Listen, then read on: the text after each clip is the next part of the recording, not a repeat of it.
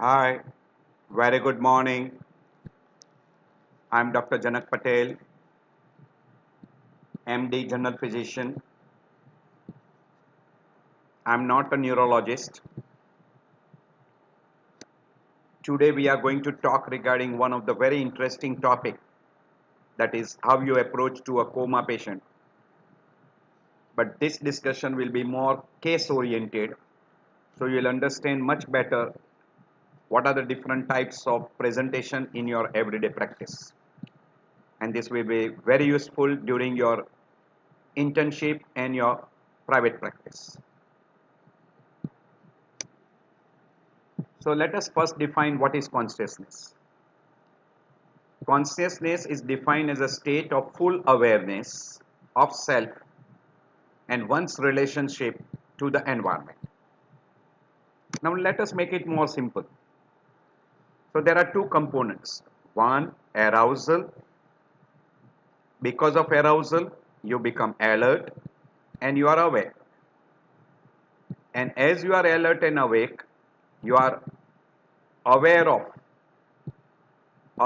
self and relationship to the environment. And for that purpose, you require a RAS system, or what we call as reticular activating system, or also called as ascending reticular activating system, which activates hypothalamus and brainstem regions. Through that, it gives an impulse to cerebral cortex, and person becomes alert or awake, or we call aroused. And after arousal, cerebral cortex is going to work, and that will be having awareness. So awareness is because of cortex, and arousal phenomena is secondary due to what we call as a brainstem and reticular activating system, or we call ascending reticular activating system. So there are two components. So if you get damage to either a brainstem, that is reticular activating system, or bilateral extensive damage to cortex, person will have an altered level of consciousness. If a person has got unilateral damage to cortex and other cerebral hemisphere cortex is absolutely intact, person will not be unconscious. Now what is coma?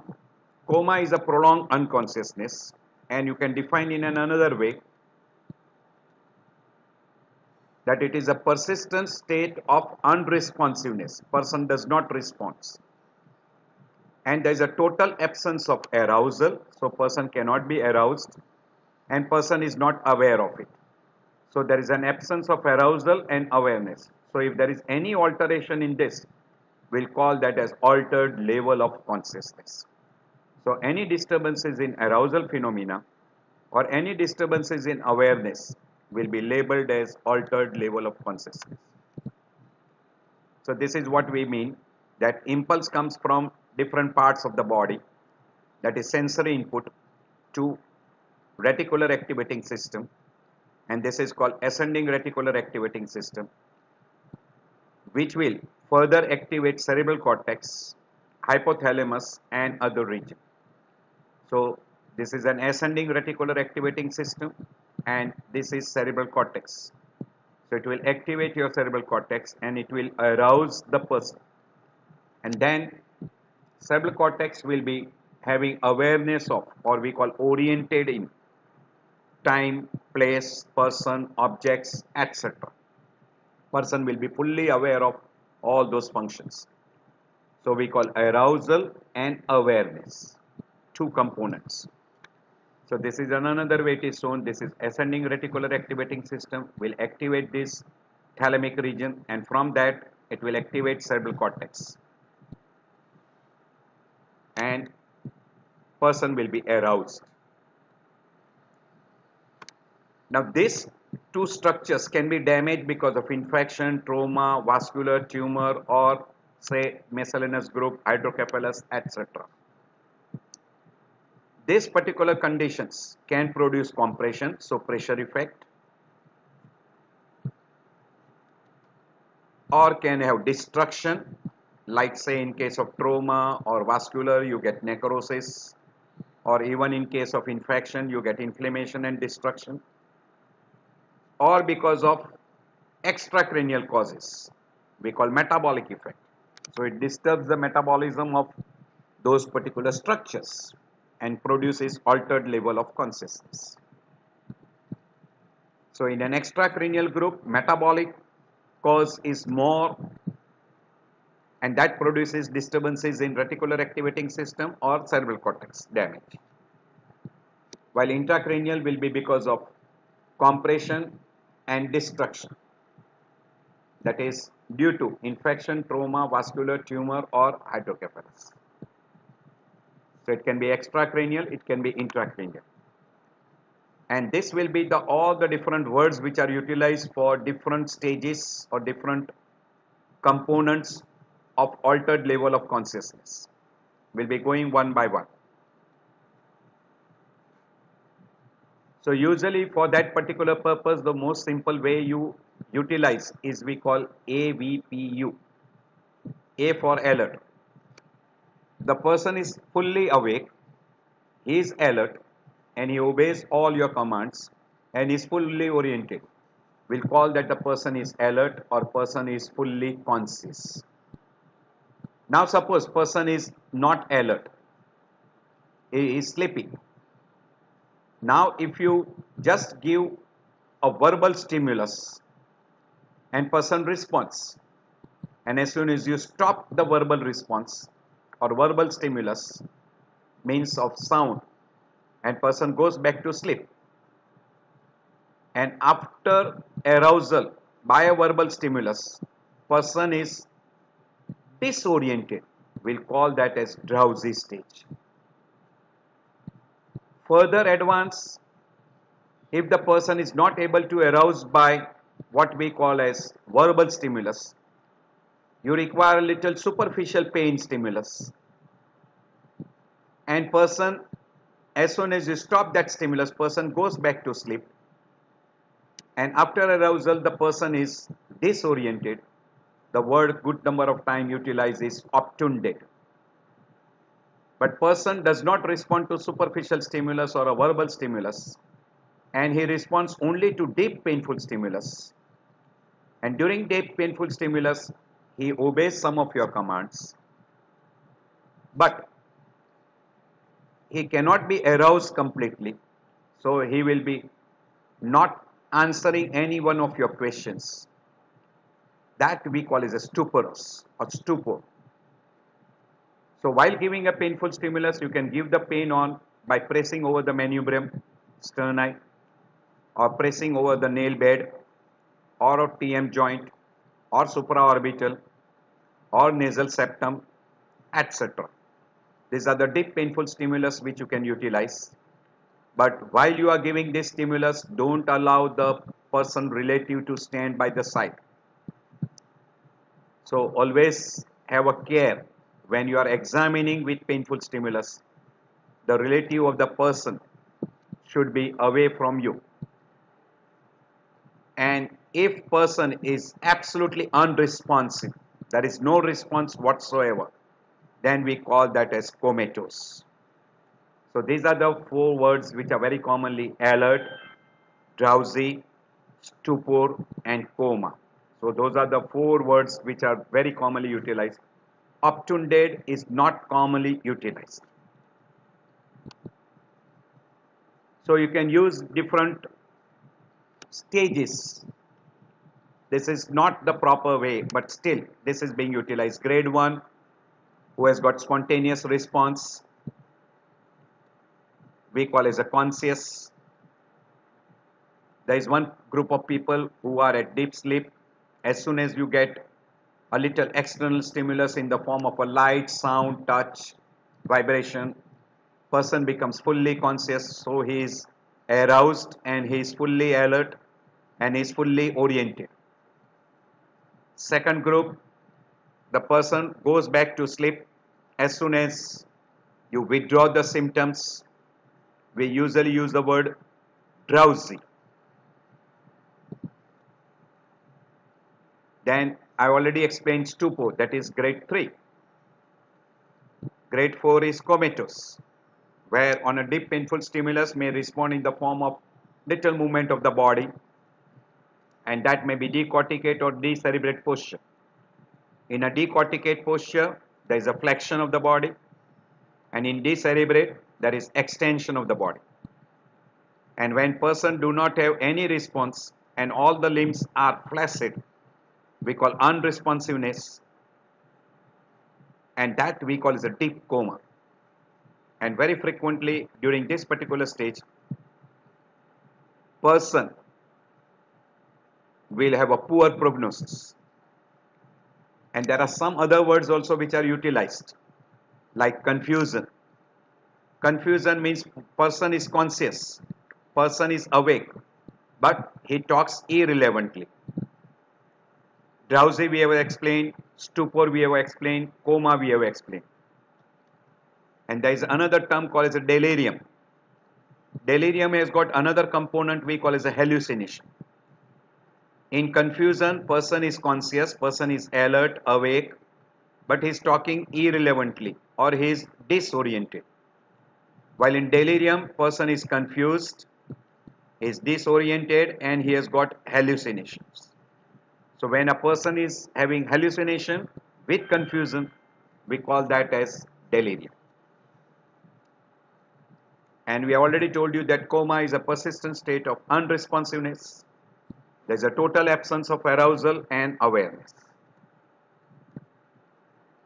Now you can imagine this is delirium, he is getting hallucinations. But these people are always confused. These people are always confused.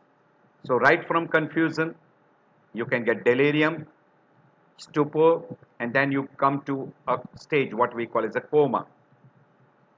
So some person also utilizes the term lethargic.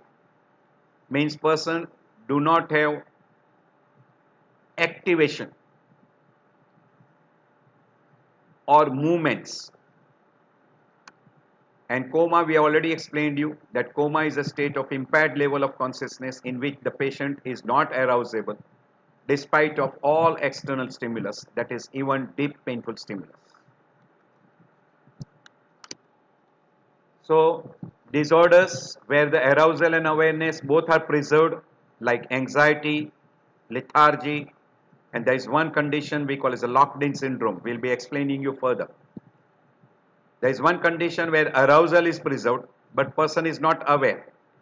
And this will be very frequently because of something is happening to cerebral cortex, like delirium, dementia, psychotic disorders, and vegetative stage of damage to brain, where cerebral cortex is damaged, brainstem is intact. So this will be that particular condition. While here, cerebral cortex and brainstem, cerebral cortex is fully intact. There may be little damage to brainstem in case of locked-in syndrome. While in a person with a coma or brain death, cerebral cortex as well as brainstem is affected. Some of the brainstem functions are preserved, and that will happen in a case of coma and brain death. So in a vegetative stage, there is a damage to cerebral cortex, brainstem is intact. So person is unaware of self and environment because the cerebral cortex is damaged. Brainstem is intact, that's why the brainstem reflexes are preserved, that is the eyeball movements, vertical eyeball movements, movement of eyelids, those are preserved. But person is unaware of environment and self. And this usually occurs after 3 to 4 months of non-traumatic injury. So it is after a damage to cerebral cortex, very commonly hypoxic damage to cerebral cortex, very, very common. Hypoxic damage or toxic damage to cerebral cortex because of toxins. While brain death, there is an irreversible comatose stage where brainstem reflexes are also lost. Cardiovascular function is preserved, so heart is functioning, but person can be maintained on artificial respiration. This stage we call as a brain death. We have already told you regarding a vegetative state that person is awake but unresponsive. Respiratory and autonomic functions are preserved. We call awake coma. Because the brainstem is intact, eyelids can open, the person will have a little grunting sound, swallowing, limb movements, head movements will be there, yawning will be there, but person is unresponsive. He will open the eye, he will have a vertical movements, etc. While in locked-in syndrome, patient is awake, alert, but is unable to move and speak because the brainstem is damaged. So very frequently he will have all the four limbs being affected, and because of that he is unable to move and he is unable to speak. This will happen very frequently in a pontine lesions, and this pontine lesion is very common in a person who has got a vertebrobasilar artery damage, particularly hemorrhage in pontine. So pontine lesions will produce locked-in syndrome. And there is one another condition also which can have a damage to the pontine center, that is or pontine lesion. We call it hyponatremia. When there is a rapid correction of a pontine, or when there is a rapid correction of hyponatremia, you can get pontine myelinolysis. So there is a destruction of the myelin shells in that pontine area, and that will produce locked-in syndrome. And there is a spare of vertical eye movements, and person will have a blinking. This will be very, very typical, which you will come across in case of pontine lesions. We call locked-in syndrome. There is one another stage we call as akinetic mute, where person is partially or fully awake. He is having no movement, so that's why it is called immobile, unable to speak. It is almost identical like locked-in syndrome. Can think, and this is very frequently because of thalamic nuclear lesions, or very common because of frontal lobe lesions. Once in a while in case of hydrocephalus. There is one psychiatric condition called as a catatonia, where there is no brain damage, there is no voluntary or responsive movement, eyelid elevation is there, but during that eyelid activation person resists that movements and person will have a blinking. This particular is described as catatonic schizophrenia. Now if we go hurriedly to etiology, we can divide into two big groups, intracranial and extracranial. In intracranial, we can divide into two big again, above the tentorium and below the tentorium. So supratentorial, infratentorial. In both groups, infection, trauma, vascular tumors and hydrocephalus, out of which infection, trauma and vascular will be acute onset, while tumor, hydrocephalus and other condition will have a chronic onset or gradual onset. Important part, in supratentorial, person will not have brainstem involvement, and because there is a no brainstem involvement, you will have a preserved brainstem functions, as well as cerebellum is also not involved. While in infratentorial, brainstem is involved, you will have a more involvement of a brainstem reflexes like doll's eye movement, caloric taste will be negative, doll's eye movement will be affected, you will have a gag reflex being affected, you will have a pupillary reflex being affected. We call brainstem reflexes will be affected. While in a supratentorial, brainstem reflexes may be preserved. You will have a damage to more of cerebral cortex rather than brainstem. So in a supratentorial lesion, you will get brainstem preserved, while in infratentorial, brainstem damage findings and cerebellar findings will be very, very common. While in case of an extracranial, there are a lot of conditions like metabolic disorders, diabetic ketoacidosis, hypoglycemia, hyperosmolar coma, or we call HONC, hyperosmolar non-ketotic coma, lactic acid acidosis, etc. Drugs, some of the drugs can also produce sedative drugs, alcohols, severe hypoxia following a shock stage, or maybe secondary due to respiratory disorders or excess of carbon dioxide, hypercapnia. Electrolytes like sodium, high or low, hyper or hypo, magnesium usually hypomagnesemia, calcium imbalance, cerebral edema because of trauma or because of hypoxia or because of drugs, or in case of even metabolic disorders, acidosis, alkalosis, dehydration, poisoning or toxic materials, hyperpyrexia, hypothermia. Still there are many more causes. And don't forget psychiatric condition or psychological, we call hysterical. These are all the conditions which will be extracranial, which will have effect on cerebral cortex or brainstem. Depending upon the severity, they may be, by and large, all these causes are reversible causes. Some are dramatically reversible, like say hypoglycemia, then Wernicke's encephalopathy, hypoxic encephalopathy. If treated early, diagnosed early, they are totally reversible and dramatic recovery you come across, even in electrolyte imbalance, etc. But if you don't detect them early, they can produce irreversible brain damage, and person can go into what we call as a vegetative stage. Very frequently they go into vegetative stage. So this will be two big groups, intracranial, extracranial. At the same time, I am explaining little pathophysiology, that in an intracranial group, it will damage a part of the brain because it is inside the cranial cavity.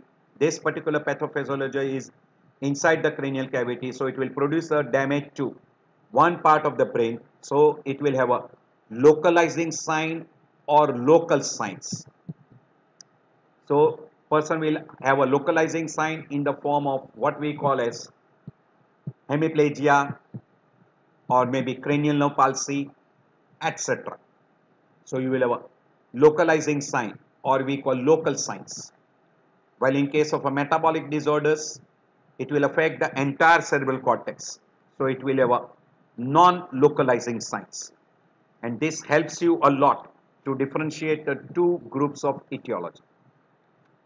The commonest cause among all this is metabolic causes, which is extracranial group, drug overdose, which is extracranial group, which is only accounting for 5 to 10% of the cases, and mortality. Head trauma, which is intracranial, and stroke, which is intracranial. Stroke is accounting for 80% of time, particularly intracranial hemorrhage. Not common in subarachnoid hemorrhage, but in intracranial hemorrhage, the mortality rate is very high. In hypoxic brain damage, it is further high, almost 90%. While in status epilepticus, if detected early, almost you come across a good recovery. But if not treated early and if not treated properly, you can have almost 30% mortality. This will be intracranial groups, head trauma, stroke, intracranial groups, while hypoxia, metabolic condition, drug toxicity or toxic material will have extracranial groups. These are some of the common causes which you will come across in your everyday practice. We have already mentioned that because of intracranial pathophysiology, there is usually a local sign or we call as a focal sign, and those groups may have meningeal signs or may not have meningeal signs. Will be giving you a separate in meningeal signs, which are the components. Infection, very commonly bacterial, viral, tubercular, and say P. falciparum or we call cerebral malaria. Among these, tuberculosis will be a chronic etiology or slow onset, while infection, trauma, and vascular will be acute onset. Tubercular meningitis, tumors, raised intracranial pressure, hydrocephalus will be gradual onset. In coma, you can come across concussion, which will be temporary loss of consciousness or temporary alteration in level of consciousness, while in contusion and laceration, it is persistent or a long term. Tumor will have a gradual onset, say maybe in benign, malignant or metastatic, and that is very frequently because of local damage and raised intracranial pressure. In vascular, thrombosis rarely produces. Thrombosis and embolism does not produce much amount of altered level of consciousness, but if there is a massive damage, it can have, because in thrombosis and embolism usually it is bilateral. But in case of intracranial hemorrhage, there is an increased intracranial pressure. In subarachnoid also it is intracranial pressure which can alter the cerebral cortical functions and can have altered level of consciousness. In hydrocephalus also it is because of raised intracranial pressure and effect on cerebral cortex, it will have altered level of consciousness. Seizure, which is usually recurrent and temporary loss of consciousness. But in status epilepticus, you can have prolonged unconsciousness or prolonged coma. In a postictal phase, person is unconscious for a short period, but he recovers within short period. Usually we say in 5 to 10 minutes. So postictal phase, if it is lasting for more than 10 minutes, do consider status epilepticus. So we put them into different groups. One group of people unconscious without localizing sign. Here they are by and large localizing sign. Some of the time, even with intracranial pathophysiology, you can have no localizing sign and no lateralizing sign. There is no lateralization and there is no local damage. Like head injury, encephalitis, which can be hypoxic, maybe septic encephalitis or toxic encephalitis. In a post-seizure stage, we call it the post-ictal phase, and during status epilepticus or also described as electrical status. So in this particular group of condition, there is no localization, no lateralization, in spite of intracranial pathology. There is a damage to cerebral cortex, but still person do not have localizing sign because there is a bilateral damage to cerebral cortex. Why? If a person is unconscious but he is having a meningeal signs, do suspect bacterial and viral meningitis, or we call viral encephalitis in case of subarachnoid hemorrhage. Chronic meningitis like parasitic meningitis, bacterial, fungal, neoplastic involvement. Also sometime in case of intracranial hemorrhage also you can have a meningeal signs, secondary due to meningeal irritation. Most common in subarachnoid hemorrhage, bacterial and viral involvement. That is viral encephalitis, bacterial meningitis. These are the conditions where there is no localizing sign, so there is no localization and there is no lateralization. Like metabolic disorders, hypoglycemia, diabetic ketoacidosis, HONC, lactic acidosis, uremia, where ammonia level is elevated, in hepatic coma. In all these conditions, here urea is elevated, here ammonia is elevated. So all these conditions can have effect on the cerebral cortex. Hypothermia, hyperpyrexia, hypothermia, severe hypoxia, hypercapnia, narcosis, electrolyte imbalance, sodium, magnesium, calcium, even water, dehydration, cerebral edema, acidosis, alkalosis. We already mentioned urea in uremia, ammonia in hepatic coma, that is renal and hepatic coma, endocrine disorders, myxedema coma, Addison's crisis, sedatives, narcotics, alcohol intoxication, OP poisonings, other drugs like even anti-epileptic drugs, hysterical, akinetic mute, catatonia. Here also there is no localizing sign or no lateralization signs. Miscellaneous group like eclampsia, thiamine deficiency, wernicke encephalopathy, ischemic damage like shock, hypertensive encephalopathy, all this can have altered level of consciousness without any lateralization or localization. Always remember there is one another group. If suppose some person comes to you and relatives say that he was unconscious for say 15 seconds, 20 seconds or say half a minute, 1 minute, then do suspect syncope or epileptic seizures or in case of psychogenic disorders. And don't forget also there is one group where you can have subclavian steal syndrome, vertebrobasilar artery TIA, occasionally in case of subarachnoid hemorrhage, and in neonates, cyanotic breath spells. These are some of the conditions which we call as a non-traumatic temporary loss of consciousness. While in a traumatic conditions, it is mainly because of concussion and it is for a short period.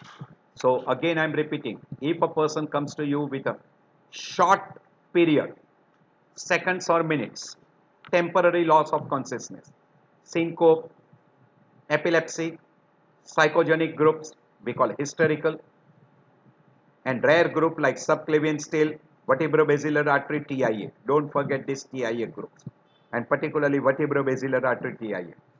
Occasionally in case of subarachnoid hemorrhage and cyanotic breath spells. So whenever you approach to a person for finding out what is the cause of altered level of consciousness or a coma, first step is to identify there is a neurological deficit or not, and what type of neurological deficit. It is lateralization, localization. Always try to find out anatomical localization if you can identify. Then go for pathological diagnosis by taking a good history and good examination. If you can identify by all these three, you can also say very easily etiological diagnosis, and if required you can go further to your reference book or to the internet and then investigate further. So while approaching to the coma, one of the most common group you will come across is traumatic injury, where you will have an acute onset of altered level of consciousness. And if a person comes with altered level of consciousness right from coma, there is a history of injury and there is a CSF otorrhea, rhinorrhea, or there is a bleeding from ENT, ear, nose and throat.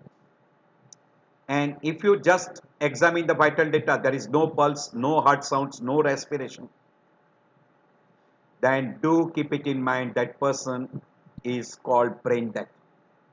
Or there is another term utilized, severe traumatic brain injury leading to brain death. So do keep it in mind. This person you require stabilization of cervical spine and immediately shifted to a center where he can be treated, because if you maintain his vital data, he can be a candidate for organ donation. But if you come across a non-traumatic causes, a person has no history of trauma, still there is one particular group where the person do not give a history of trauma and can have an altered level of consciousness, but person do not remember when the trauma was.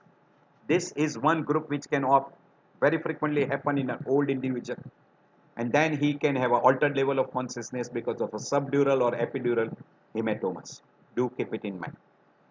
Now say a person is having no trauma, means there is no external injury, no history of trauma, no fractures, nothing, and there is no pulse, no heart sounds, no respiration. Immediately suspect cardiac arrest and treat as cardiac arrest. And in cardiac arrest, CPR followed by defibrillation if the rhythm is VTVF, but if rhythm is pulseless electrical activity, or there is what we call as straight line, we call as a cardiac arrest or ventricular standstill or ventricular arrest, then you require CPR. They are non-shockable, so don't try defibrillation in those groups. Then you can subject him to ACLS, that is advanced cardiac life support, and wait for the results.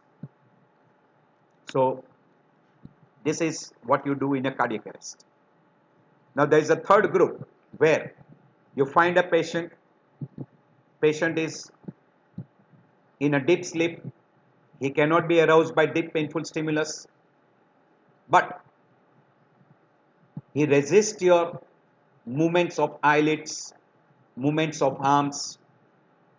If you lift the arm and leave it, the arm stays in the air for a while and then drops down. That arm will never drop on the face or on the chest. Very frequently, these are psychogenic or we call hysteric. So do try to differentiate by good clinical examination. Then there is one group where there is a person is having altered level of consciousness. There is pulse, there is respiration, there are heart sounds. So vital data is preserved. Now this can be intracranial or extracranial. You will have to differentiate that group. So if there is a focal signs or we call as a localizing sign or lateralizing sign, it is intracranial. And if there is a meningeal signs along with focal signs, it can be subarachnoid hemorrhage, intracranial hemorrhage, meningitis or encephalitis. If there is no focal signs, no meningeal signs, there is asterexis, there is little amount of muscle twitching, there are flaps, or there is a myoclonus, suspect extracranial or we call metabolic groups. Now good number of time the person will have altered level of consciousness which responds dramatically to treatment, immediate treatment, and fully reversible. Classical example, sodium imbalance, hypoglycemia, hypoxia, you give oxygen, person recovers completely. You give glucose, person recovers completely. You give thiamine, person recovers completely. Or person has got toxic effect because of opium poisoning. You give naloxone, person recovers. Barbiturate, you give an antidote and person recovers completely. You treat hyponatremia, these are all reversible causes. So do keep it in mind those reversible causes. So if a person has got no focal signs, no meningeal signs, always look for reversible causes.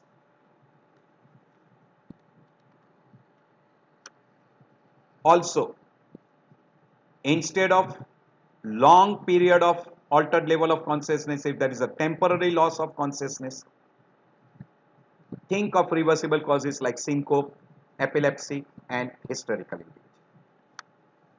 And I've also mentioned some of the rare groups. We have told you syncope, epilepsy, psychogenic, but there is also one rare group we call as a subclavian still syndrome, where you can have a TIA which is affecting vertebrobasilar artery territory. Do keep this thing in mind. These are the two common causes which can be there. Now, another way of presentation is gradual deterioration in altered level of consciousness right from drowsy to comatose stage. In that particular condition, do keep it in mind tubercular meningitis, hydrocephalus, tumor, raised intracranial pressure, etc. So this will be some of the groups which can have a gradual alteration in level of consciousness.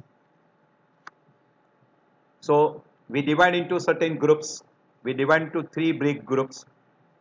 Altered level of consciousness without localizing and lateralizing signs, with lateralizing and localizing signs, and with meningeal signs.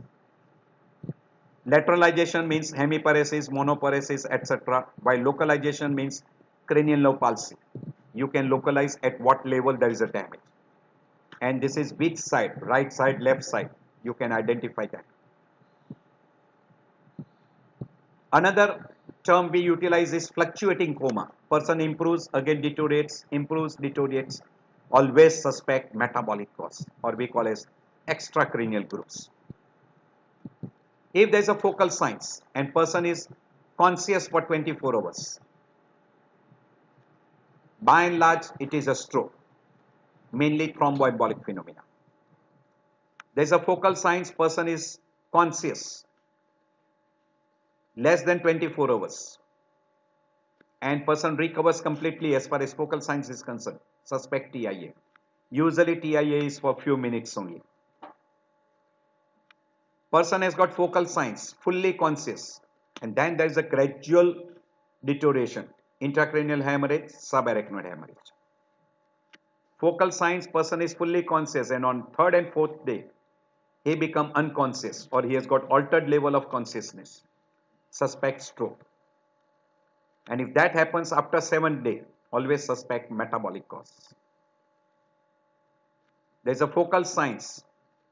There is no surety of altered level of consciousness. Person is having severe headache, vomiting. Person is having seizures, papilledema. Do keep it in mind, intracranial hemorrhage, subarachnoid hemorrhage, and intracranial pressure elevation. If person CSF is normal, CT scan is normal, always keep it in mind, metabolic disorders. This is one slide, whatever we have mentioned at present, all those are mentioned here.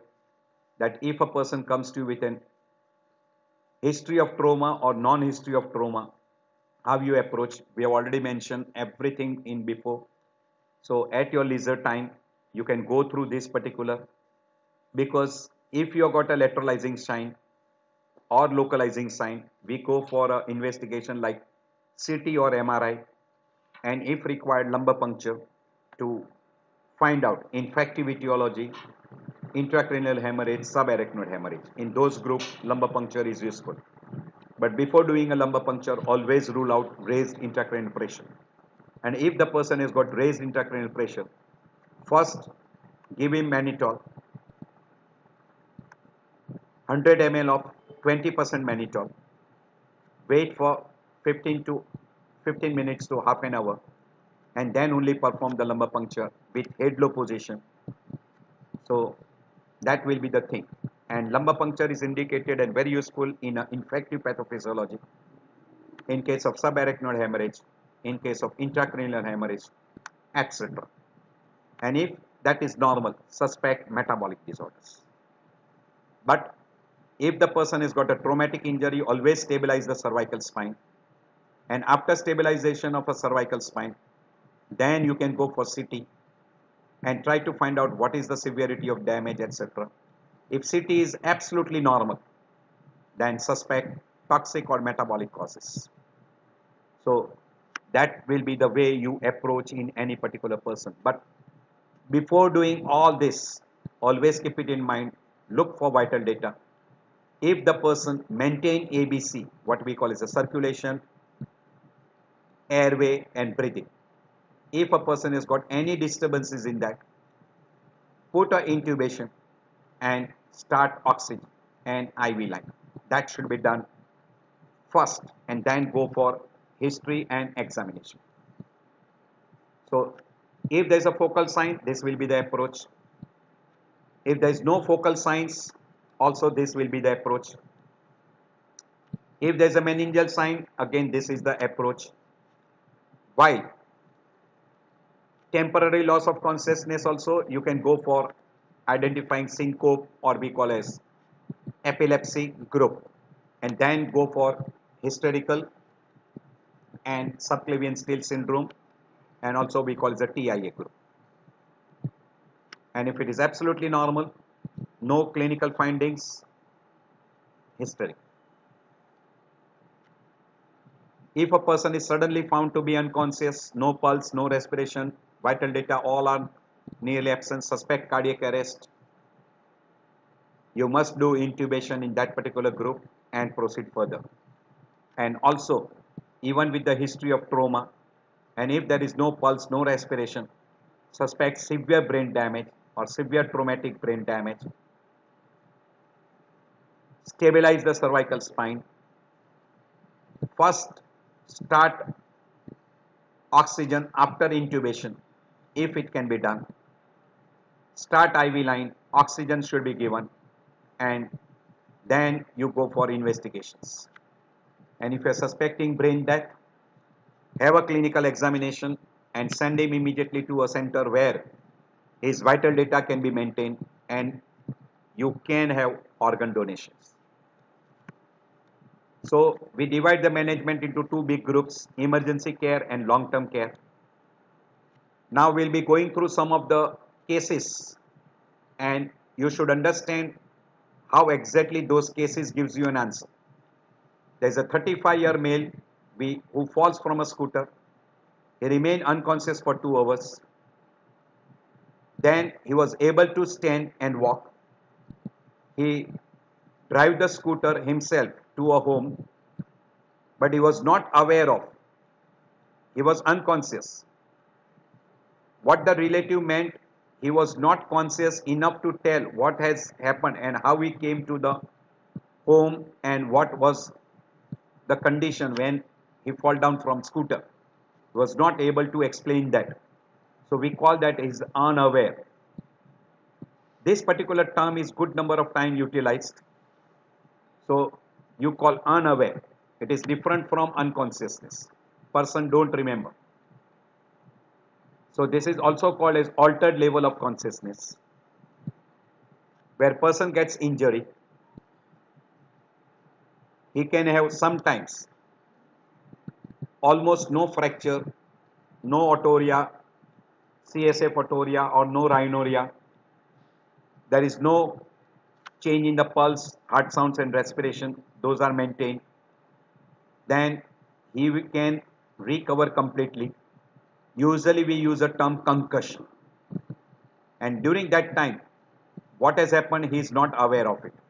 But at the other stage, if a person gets severe head injury, there is a open fractures, CSF otorrhea or rhinorrhea is there, or basal fracture skull, and person has got no pulse, no heart sounds, no respiration.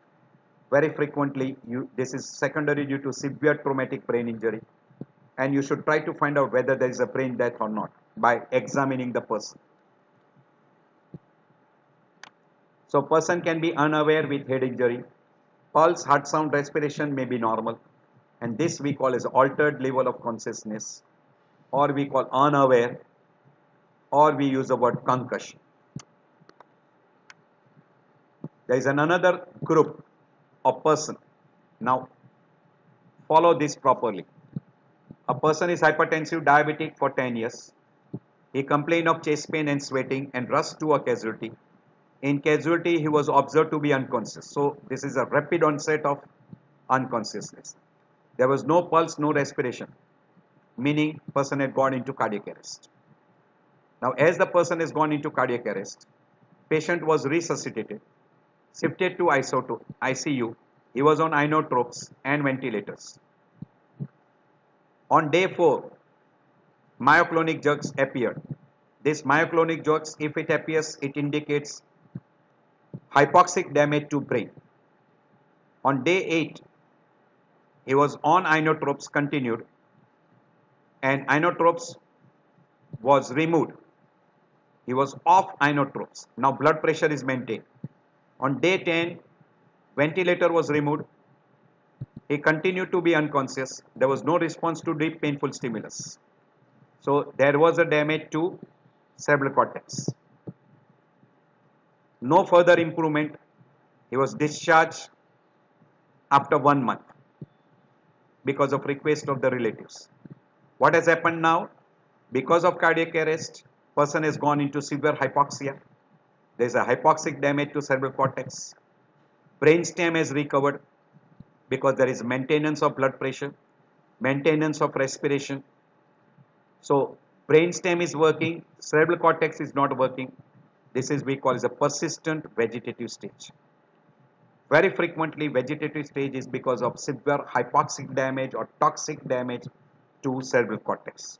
So this is a very good explanation how the person goes into vegetative stage, where bilateral cerebral cortex is damaged but brainstem reflexes are preserved, which you can make out by improvement as far as cardiovascular center is concerned, respiratory center is concerned, and brainstem reflexes is concerned. If you examine this person, his brainstem reflexes will be preserved. Means eyeball movement will be there, eyelid movement will be there. So you can say that brainstem reflexes are preserved. Recently, the term unresponsiveness wakeful syndrome is being utilized instead of vegetative stage. But still, vegetative stage is one of the terminology which is most commonly used. So some person is utilizing unresponsive wakeful syndrome. So person is awake but he is unresponsive. So unresponsive wakeful syndrome is characterized by spontaneous eye movement, sleep-wake cycle without awareness of self and environment. And this is now a term very frequently they utilize by clinical examination, that is unresponsive wakeful syndrome. And that happens in vegetative stage. Now this is another example where 35-year male progressive choroidoparesis over 24 hours and then he becomes unconscious. Means acute onset. Either trauma, infection, or we call vascular etiology. So there is no history of trauma, so trauma is out, either infection or vascular etiology. On deep painful stimulus, no response. Deep painful stimulus, no response. So he is comatose. Pupils are normal, reactive to light. Normal eye movement is preserved. So brainstem is intact. So this is very frequently what we call the locked-in syndrome. This happens very frequently in a GBS, Guillain-Barré syndrome, where communication by eye movement and blinking is possible. Because brainstem is intact, person can have movement of eyeball.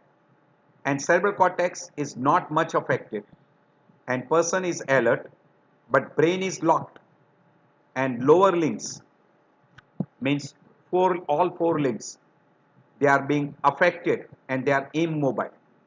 So this is classical, what we call as a locked-in syndrome, and this will happen very classical in case of a GBS, where there is a ascending variety of damage to what we call as a polyneuropathy. That is in case of a GBS. So locked-in syndrome, person is fully conscious. He is aware of self and surrounding, but he can communicate by blinking of eye and vertical eye movements. He cannot speak, he cannot move limbs, cannot grunt, cannot groan. So he keeps his eye open, he can blink the eye, he can have eyeball movements. He is aware, but he cannot speak. So even if you ask him questions, but if you ask him to blink the eye for that question, yes or no, you explain the two separate signs. Blink twice, answer is no. Blink once, answer is yes. Then that he can do. So he is aware, but he can explain or he can communicate by blinking of the eye and with vertical eye movements. This will happen very frequently in pontine infarction or pontine myelinolysis, and this is very common in rapid correction of hyponatremia. And pontine infarction is very commonly in vertebrobasilar artery territory damage, like intracranial hemorrhage secondary due to vertebrobasilar artery territory, and once in a while in patient with GBS. So this previous patient was GBS who had developed locked-in syndrome. There is one another condition we call as akinetic mute, I have already explained before. It is also called as coma vigil, where it is same as locked-in syndrome, and this can be very frequently because of severe bifrontal lobe damage, that is akinetic mute. While catatonia is very frequently because of schizophrenia, psychiatric disorders. Now this is what we call as a brain death. Absence of cerebral function. So person do not respond to deep painful stimulus. Absence of brain function, brainstem function, that is loss of eye movements, spontaneous eye movements. Brainstem functions like oculocephalic, that is Doll's eye movement, gag reflex, cuff reflex, caloric taste, absent. Pupils are bilateral, dilated and fixed, not responding to light. There is an absence of respiratory movement. Nutan, come on.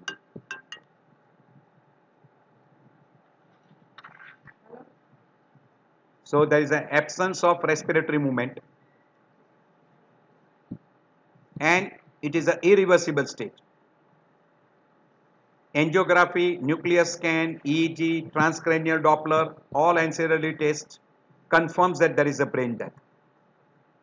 That's why we call irreversible state. Now we can put this diagnosis as brain death, and this can be utilized for organ donation purpose. This is on a routine scan, this is on a metabolic scan. You will see that there is no function of brain. There is one test which can be done in this particular group. It is called apnea test.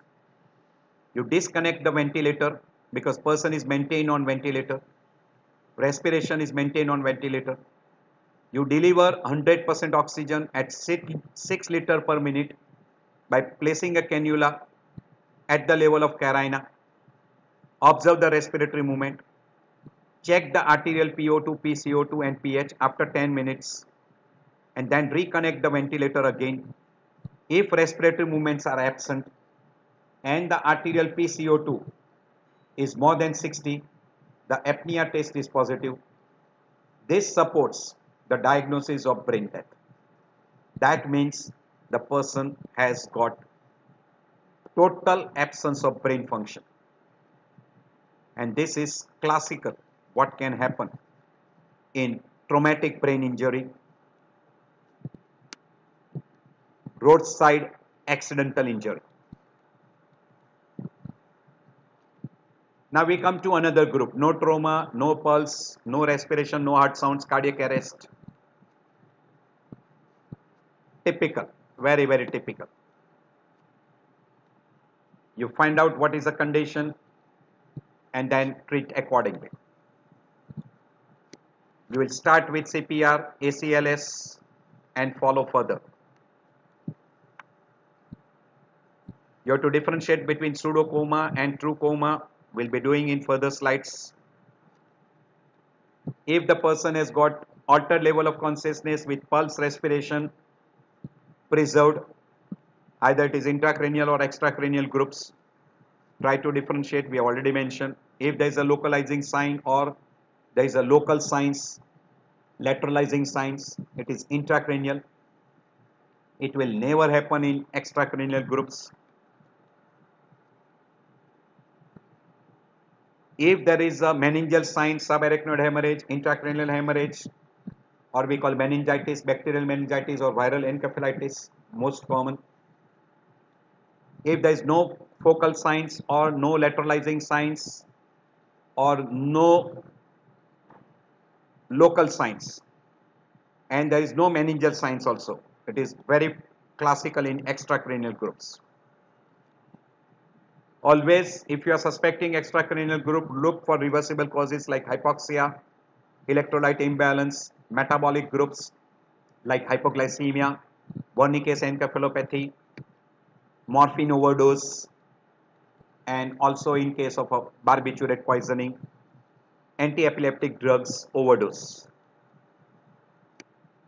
Another reversible condition we have already told you, syncope, epilepsy, and hysterical person. And don't forget subclavian steal syndrome and vertebrobasilar artery TIA. If you come across a coma which is gradually deteriorating, then keep it in mind: subarachnoid hemorrhage, raised intracranial pressure, tubercular meningitis, hydrocephalus, tumor, may be benign, may be malignant, may be secondary metastasis, SOL, etc. We already mentioned all this. I have explained you this previously. Focal meningeal signs, subarachnoid hemorrhage, intracranial hemorrhage, meningitis, encephalitis group. This already we have mentioned. So gradual alteration, intracranial pressure elevation, SOL, tubercular meningitis, hydrocephalus tumors. If there is a fluctuating coma and person is having asterexis or person is having what we call as myoclonic jerks, metabolic groups, focal signs, and if a person remains conscious for more than 24 hours without any alteration in level of consciousness, suspect stroke, mainly thromboembolic phenomena, we call as lateralization sign instead of focal signs. And if it is less than 24 hours, say for person is having lateralizing sign like hemiplegia, monoplegia, etc., lateralizations less than few minutes or hours, suspect TIA. Person is fully conscious with lateralizing sign and then gradually person deteriorates, level of consciousness deteriorates, intracranial hemorrhage, subarachnoid hemorrhage. Focal signs, person is fully conscious, there is a lateralization signs like strokes, and then person gradually deteriorates. After third or fourth day, it is stroke because of massive damage, cerebral edema. And if he becomes unconscious after seventh day of stroke, it is because of metabolic cause, not because of stroke itself. And if the person is having lateralization signs with severe headache, vomiting, seizures, papilledema, suspect intracranial hemorrhage, subarachnoid hemorrhage, or secondary due to raised intracranial pressure, maybe because of SOL or say tumors, hydrocephalus, etc. And if the person CSF is normal, CT scan is normal, suspect metabolic group and investigate for metabolic groups. Irrespective of whatever is the etiology, whether intracranial or extracranial, always stabilize the person. We call stabilize the person. And that you can identify by examining the respiration, pupil, brainstem reflexes like Dulci movement, caloric test, observe for corneal reflex, cuff reflex, gag reflex, look for what we call as Dulci movement also, and look for motor response. And after doing all this, if person is having no pulse, no respiration, no heart sounds, cardiac arrest, treat as cardiac arrest, circulation, airway, breathing, and if the rhythm is shockable, go for DFib. But if the rhythm is not non-shockable, like pulseless electrical activity or ventricular arrest or cardiac arrest, then go for CAB and then ACLS. So keep this thing in mind. There are some people you are using the word DRABCD. So danger, response, airway, breathing, compression and defib. Once you are doing this, always remember, if any person is found with this particular stage, you should not try to manage at home. CAB you can start, it is a first priority and must give oxygen to maintain the vital data, and call for the help and shift him immediately to a hospital where advanced cardiac life support is available. Now to differentiate between what we call is a psychogenic and true coma. In a psychogenic coma, very frequently it is misdiagnosed or overdiagnosed. The person will hold eye tight, he will resist opening, he will have a stare look, he will blink, Pupil will be normal, reacting to light. Doll's eye movement, caloric taste will be positive, normal. Breathing, pulse, respiration, etc. will be normal. If you lift the arm, hold it for a while and leave it, it will fall slowly. It will never fall on the face, it will never fall on the body. Plus, the person will always resist your movement of arms. So, good number of time misdiagnosed as seizures or CNS lesions. The person will not respond to deep painful stimulus, but may respond to strong smell like ether, spirit, onion, ammonia, etc. And some of the time, person may also respond to a deep painful stimulus. So do try all these things, but never do this in presence of the relatives. When you examine CNS, elementary respiratory, cardiovascular system, all are normal. If you are sure, never ask for CT or EEG or any other investigations. Rarely, good number of time, they will come to you with a big file containing CT, MRI, EEG, etc. done many times, all are normal. So you don't have to do any other further test. History will be available, recurrent episodes, and good number of time person will have hyperventilation along with altered level of consciousness, which is pseudo coma or we call psychogenic. But if you find such person, such group of people, we call acute alteration of level of consciousness. Always there is a term called as treat first, ask question later on. So rapid treatment and rapid evaluation should be done while you are treating. So treatment should be started first and history should be taken simultaneously. And what you do for rapid treatment.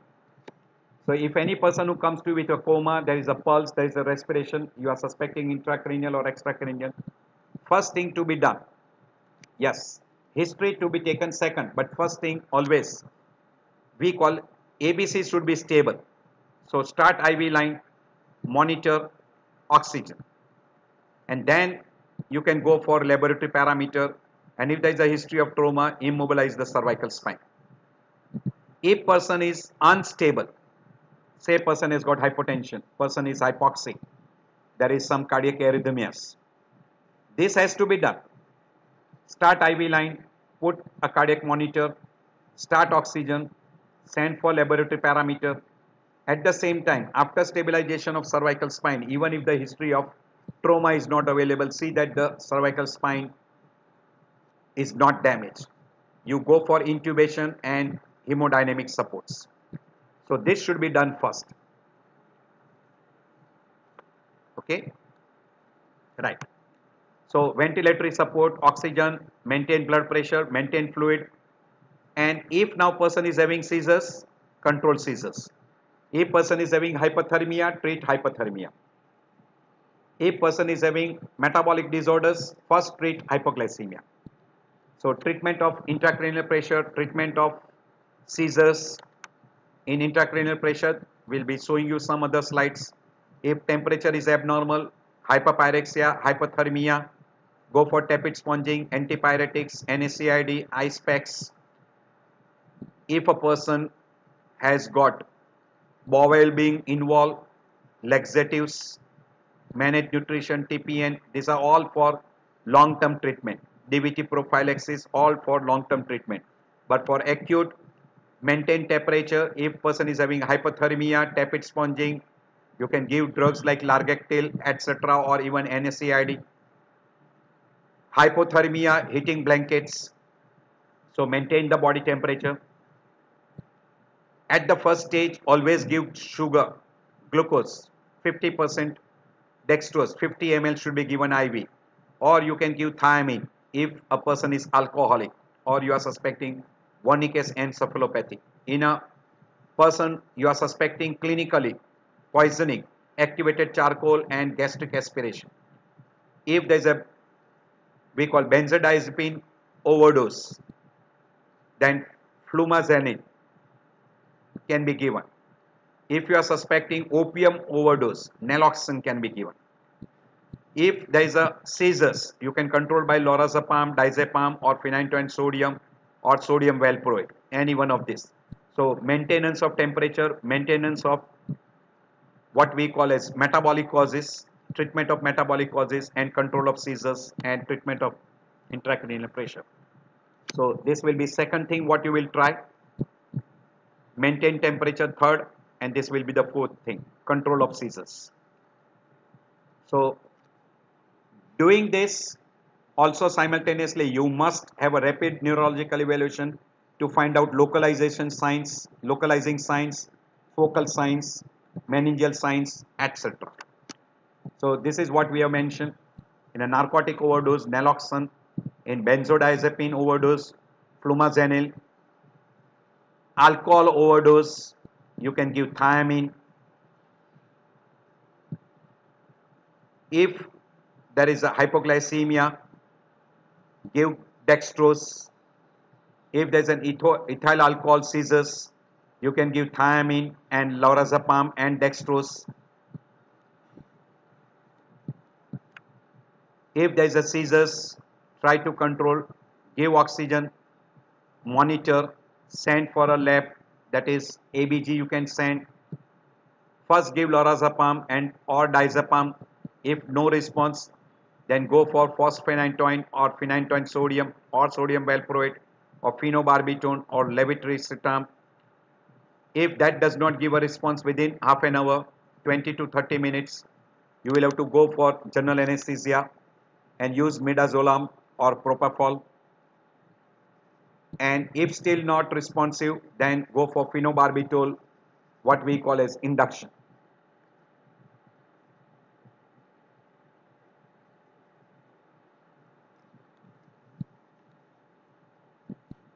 And if there is an elevated intracranial pressure, bed position at 30-degree angle, head position at midline.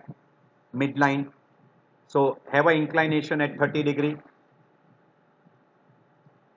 Excess of CSF can be drained out by ventriculostomy or by putting a tube into lateral ventricles, or you can go for craniotomy.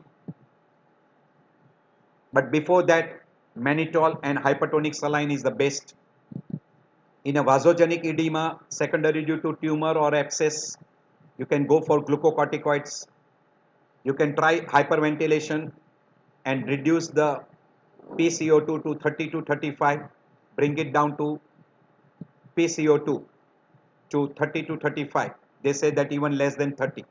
Good. You can use dopamine, norepinephrine, and maintain the cerebral perfusion by maintaining the mean arterial pressure around 60.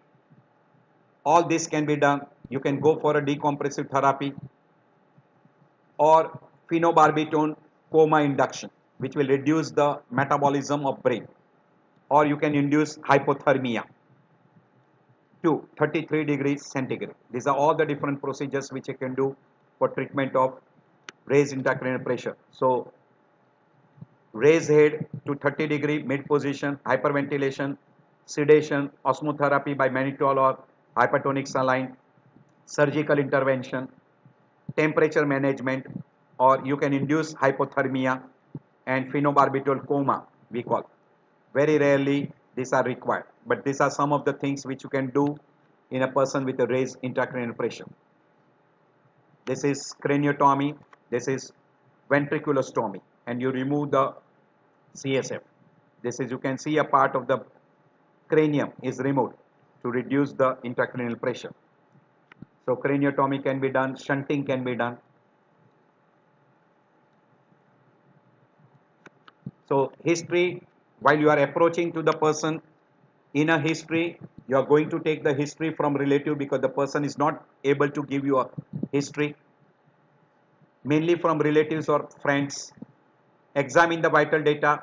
If pulse, blood pressure, respiration is absent, suspect cardiac arrest. in a non-traumatic groups, and in a traumatic group, severe traumatic brain injury, and even in case of a brain death. Have a good examination of general examinations. You can utilize to identify the level of consciousness by Glasgow Coma Scale or AVPU, ACDU or 4 score or revised trauma score, etc. There are many. The most simple is AVPU.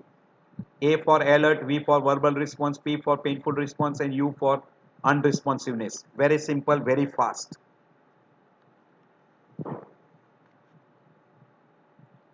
Speech you cannot examine because person has got altered level of consciousness. Speech, IQ, memory, sensory localization you cannot examine. As far as cranial nerve is concerned, you can examine only pupillary reflex by light, and if that is affected, it is a brainstem damage. Corneal reflex is affected, conjunctival reflex is affected, gag reflex, Dolce movement, calitic taste are affected, brainstem damage. If they are preserved, there is no brainstem damage. So this is a very important thing which you can examine in cranial nerves. Sensory system you can't examine. In motor system, you will have to see the response to verbal, passive movement and painful. And that we already mentioned in a Glasgow Coma Scale, we'll be showing you again. If a person responds spontaneously, there is a spontaneous movement. Usually in a Glasgow Coma Scale, we give 0.6. If the person say responds to a verbal stimulus, we usually give 0.6. If person does not respond to a verbal stimulus, you give a painful stimulus and person can localize the pain and tries to move the painful stimulus, that is given 5 points. If the person do not respond to painful stimulus, he cannot localize the painful stimulus, we give 4 points. If a person gets decorticate posture, that is flexion, we call 3 points. If we get a decerebrate posture, that is extension of the arms, we call 2 points. And if the person has got no response and there is complete hypotonia, then we give 1 points. This is what you should examine in a motor system and try to localize and lateralize. Superficial reflex are usually absent. It is very difficult to elicit. Deep tendon reflex only in case of lateralization. On the normal side, you can elicit sometimes the deep tendon reflex and plantar reflex will be normal. But on the affected side, the deep tendon reflex will be absent and plantar will be extensor. So if there is a unilateral plantar extensor, there is a lateralization. And bilateral plantar extensor, there is no lateralization. Look for neck rigidity, Kernick's or Brudzinski sign. Even if there is a slight neck rigidity, it is a strong finding, because if a person is in a deep coma, there should be no neck muscle spasm. So if there is a neck muscle spasm, it indicates meningeal signs, and you should look for subarachnoid hemorrhage, intracranial hemorrhage, meningitis and encephalitis, viral encephalitis. Also look for raised intracranial pressure signs by fundus. If there is a papilledema and if there is a signs of herniation, that is raised intracranial pressure signs. Also examine cardiovascular, respiratory or alimentary system examination. So this is to rule out intracranial or extracranial groups. And then I have already given you all these descriptions. We have done before. It is a repetitions, gradual deterioration, no focal signs, no meningeal signs, focal signs with consciousness more than 24 hours, less than 24 hours, gradual deterioration, fluctuating signs, all those we have mentioned before.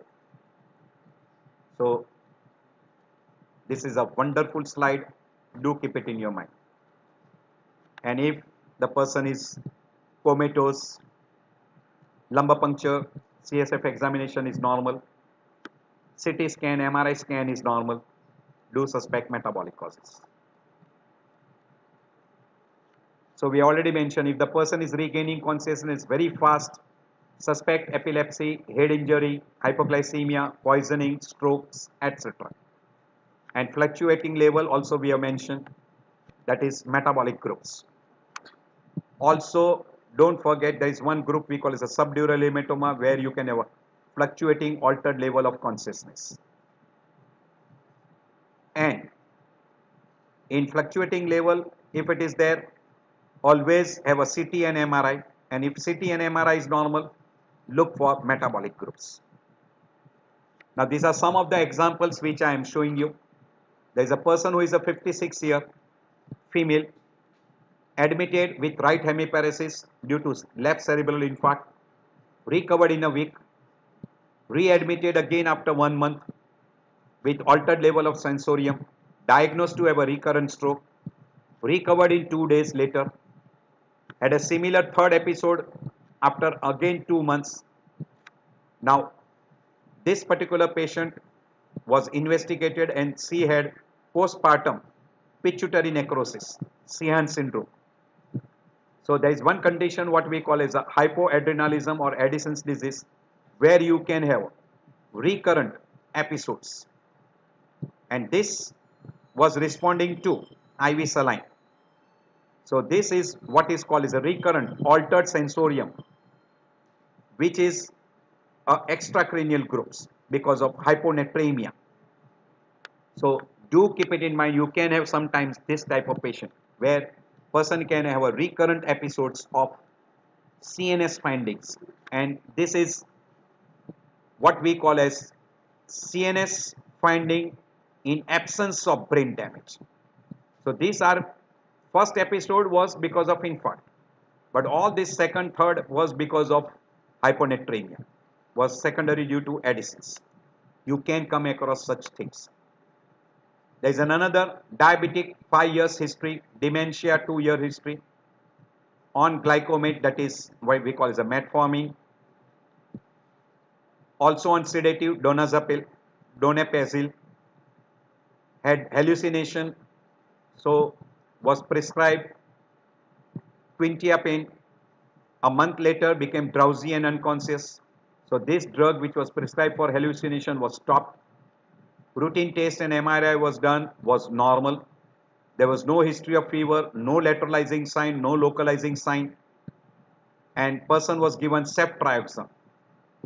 Even in spite of fever was not there, but still person was given ceftriaxone, and person became fully normal, alert next day, fully conscious, but was still hallucinating. This was because of septic encephalopathy. A old person, diabetic person, always keep it in mind. If you find a person to be drowsy or unconscious, a diabetic person, after ruling out hypoglycemia, diabetic ketoacidosis, keep it in mind septic encephalopathy, because quite common diabetic person are more prone to infections, and that secondary to infections person can develop septic encephalopathy. This is 72 years male, brought to you in a casualty, unconscious state since 6 hours, means acute onset, no comorbidity, no history of fall, no head injury. On external examination, there was no signs of head injury. Person was responding to painful stimulus. He was moving all 4 limbs. Pupil was normal. Routine test, all CNS examination was nearly normal. But CT scan showed acute on chronic subdural hematoma. This will happen very frequently in an old age person. That even if the person gets little minimal trauma, he can develop a subdural hematoma. So always keep it in mind in an old individual. Suppose a person comes to you with a fluctuating coma, we call. Usually we use the word fluctuating coma. So in that particular person, always have a CT scan and rule out subdural hematoma.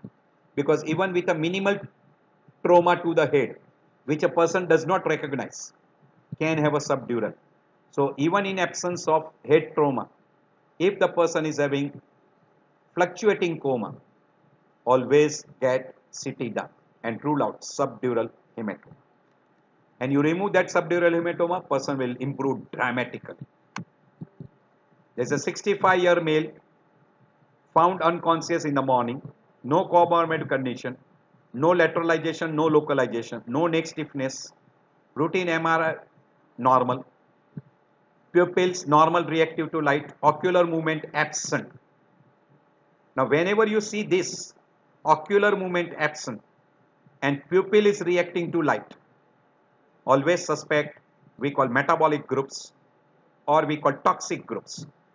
That is very frequently because of phenobarbital toxicity, and that is good number of time person is either taking for sedation or maybe on anti-epileptic drugs. So if a person has got ocular movement absence but pupil is reacting to light, always keep it in mind it can be because of phenobarbital toxicity. This is one another odd groups, means where it does not fit classical with intracranial or extracranial groups.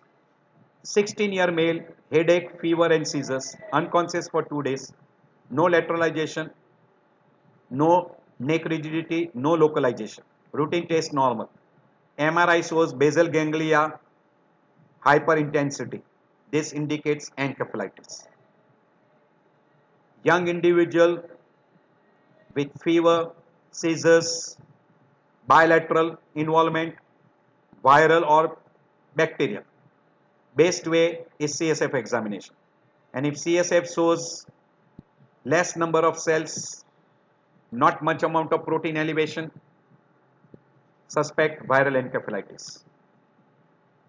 And in CSF you will see increased number of lymphocytes. So this will favor encephalitis. Now here CSF examination will be very useful to differentiate between bacterial and viral involvement. A diabetic person, 10 years history, admitted unconscious, blood glucose is 500, so we suspect non-ketotic hyperosmolar coma, acetone is absent. Second day person developed right side hemiparesis, third day person had a focal seizures and he was unconscious. Fifth day he lapsed into unconscious stage and he was febrile. Lumbar puncture was done and person was diagnosed to have septic encephalopathy, and he recovered as soon as the antibiotic was started. Now good number of time this will be the thing what will be happening. So if a diabetic person who comes to you with a diabetic complications, you treat that complications, person will recover completely. But in presence of those complications, if there is a lateralization signs, this is lateralizing signs, right hemiparesis, focal seizures, etc. Because in lateralization, person should not become unconscious. So alteration can be because of hyperosmolar coma or maybe because of septic encephalopathy. And diabetic person uncontrolled is more prone to have infections. So lumbar puncture is very useful to find out if there is an intracranial infections. CSF normal, CBC count will help you out. So septic encephalopathy was diagnosed and person was given antibiotic. He recovered dramatically. There is another person who is a 43 years female working in an office. All of a sudden screamed with severe headache, holding her head, vomited and then was brought to casualty. Within few minutes and hours, person became unconscious. No neurological deficit, neck stiffness may be absent in an unconscious patient. Go for CT scan. Very frequently subarachnoid hemorrhage will have a neck stiffness, but neck stiffness absent does not rule out subarachnoid. And this was showing you subarachnoid hemorrhage. Subarachnoid hemorrhage. 32 years male, returned from office at 4 p.m. Rapidly lapsed into unconsciousness at 9, means acute onset, no fever, no headache, suspected to have a drug intake, mild neck stiffness. Now, here you can see there is no lateralization. Now there is a neck stiffness. And because there is a neck stiffness, now lumbar puncture was done and CSF showed pyogenic meningitis. This is very, very important. So, anytime if you come across a person who is unconscious and there is a neck stiffness, always rule out first raise intracranial pressure and then go for a lumbar puncture. That will help you to diagnose pyogenic viral encephalitis and other groups. And rapid deterioration of consciousness without fever still can be pyogenic meningitis. CSF is absolutely mandatory. Slow progress of drowsiness, person became unconscious in 10 days. No history of fever, headache, vomiting, no lateralization, no localization, no neck stiffness. Routine test, MRI brain normal. Have a lumbar puncture done. It was diagnosed tubercular meningitis. Why? Slowly progressive drowsiness. And then he ended with unconsciousness. Gradual onset, one of the condition in India. Don't forget this test. This is Glasgow Coma scale. Very simple. In eye, if spontaneous eye open, 4 score. Response to verbal stimulus 3. Response to painful stimulus 2. And no response 1. This is same thing you can utilize in AVPU. AVPU. Verbal response, person is oriented when you give a verbal sound, 5 points. Person is confused, is not able to give you a proper reply, is disoriented, 4 points. Person utters some words which are inappropriate words, 3. Only some sounds like then 2 points. No response, 1 point. This is verbal response. And we have already mentioned the motor response. Person on verbal command response, 6. Localizes the pain, 5 points. Withdraws to the pain, 4 points. On painful stimulus, decorticate posture, we call flexion, 3. Extension, decerebrate posture, 2. And no response, 1. And in this one, all the limbs are hypotonic. This is a bad prognosis. Now, this particular Glasgow Coma scale you cannot utilize if the person is sedated, if the person has got intubation done, or if the person is having some plaster, etc.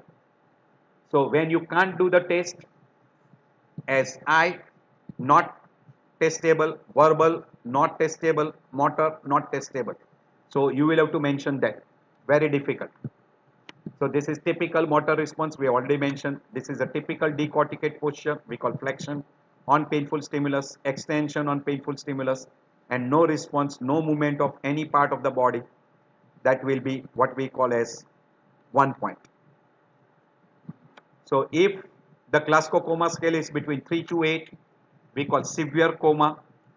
9 to 12, moderate, and mild impairment or minor impairment, 13 to 15.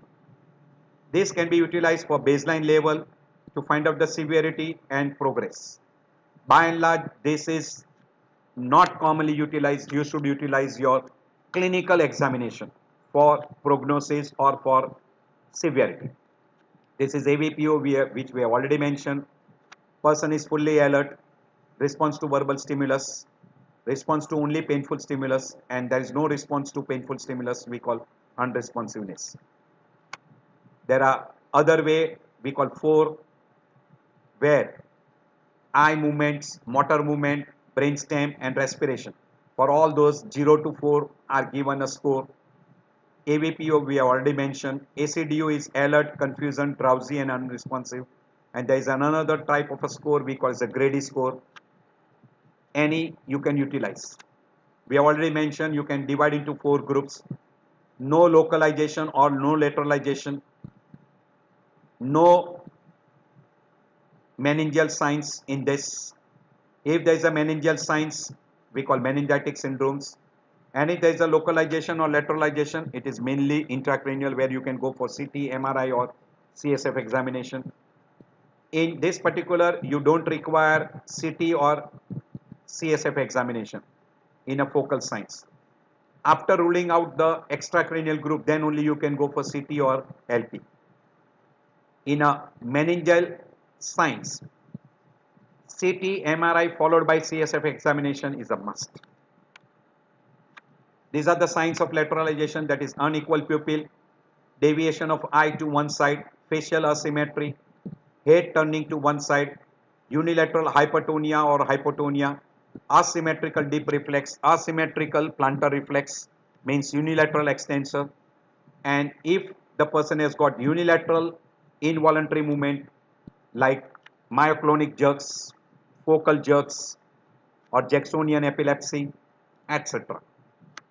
If the person has got neck rigidity or Brudzinski, or we call as a Kernick sign, look for those meningeal signs. Hernial syndromes, I am not going into detail. In metabolic encephalopathy, we have already told you fluctuating level of consciousness, confusional state, no focal signs or no lateralization signs, no neck stiffness, normal brainstem reflex, this is very, very important. Tremors or hysterexis, myoclonus and periodic myoclonus are the common finding in metabolic encephalopathy. This is classical hysterexis or multiple myoclonic contractions, more in favor of metabolic causes, or we call extracranial causes. If you see a person with a bluish or black behind the ear or on mastoid process, Battle signs. And around the eyeball, raccoon eye, anterior cranial fossa fracture, and this is in middle cranial fossa fractures. We call basal fracture skull. And you can have a bloody discharge or a CSF discharge like otorrhea or rhinorrhea. This otorrhea will be in a middle cranial fossa and rhinorrhea in an anterior cranial fossa fractures. So look for those. We already mentioned all the investigation: X-ray skull, AP lateral basal fracture skull, PNS, etc., CT, MRI, CT angio. All this will be required if you are suspecting intracranial groups, or if the person is having local signs, localizing signs or lateralizing signs. So in that group you will require. EEG will be helpful only in patient with a what we call as an epilepsy or status epilepticus, or in a case of a brain death. So EEG will be helpful in those conditions. Fundus examination will be helpful to rule out raised intracranial pressure because of presence of bilateral or unilateral papilledema. Lumbar puncture and CSF examination will be very useful if you are suspecting any person who is having meningeal signs like meningitis, encephalitis, subarachnoid hemorrhage, intracranial hemorrhage. In those particular group, CSF examination will be very, very important. So CSF analysis.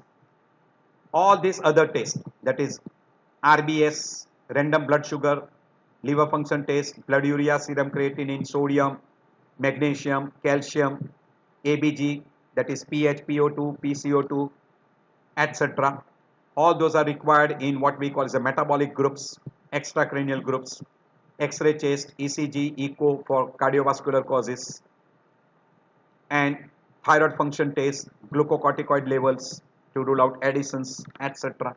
All these are required in an extracranial group, meaning if the person has got bilateral signs or person has got no lateralization or no local signs in that particular group, no meningeal signs, no brainstem reflexes affected. In that group, you can go for those. This is normal. This is showing you papilledema. So very useful sign. So usually you divide into that group: lumbar puncture and CSF examination in an intracranial group, metabolic screening, toxicology screening, etc. in an extracranial groups. And if the person has got a raised intracranial pressure signs, focal signs, meningeal signs, history of trauma, you have to go for CT, MRI and for CSF examinations.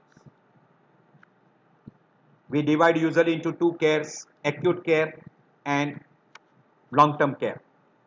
Whenever a person is having anything which shows you evidence of cardiac arrest in the form of absence of pulse, heart sounds and respiration. Do suspect cardiac arrest or respiratory arrest and treat accordingly. Try to rule out between true and pseudo coma, and by good CNS examination, intracranial and extracranial. Treat the basic etiology. Irrespective of the cause, first CAB, stabilize circulation, airway and breathing. Try to maintain the vital data. So we call stabilize the person. If there is a history of trauma, stabilize the cervical spine. Treat the basic etiology. If the person is found to be having more of extracranial group, give IV dextrose because this is reversible condition. Thiamine in suspected patient with a Wernicke's encephalopathy. Alcoholic intoxications. Naloxone is given in a opioid poisonings. And flumazenil is given in barbiturate intoxications. In all person with unconsciousness, Ryle's tube or IV line or TPN can be started, by which you can provide water, nutrition, electrolytes, minerals, etc. You have to take care of eye, skin, bladder, bowel, oral care, change of position to prevent bed sores. You can use water beds or air beds. Also take care to prevent DVT, aspiration pneumonias or basal pneumonias. Also prevent strictures.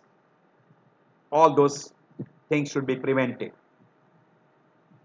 And this is what we call as general approach to any person who is unconscious. And while having those particular long-term management, you should take care because person is immobile if the person is still unconscious. So take care of skin to prevent bed sores and lacerations. Respiratory care to prevent hypostatic pneumonias, pulmonary embolism. Cardiovascular complications like DVT, postural hypotension, thromboembolism.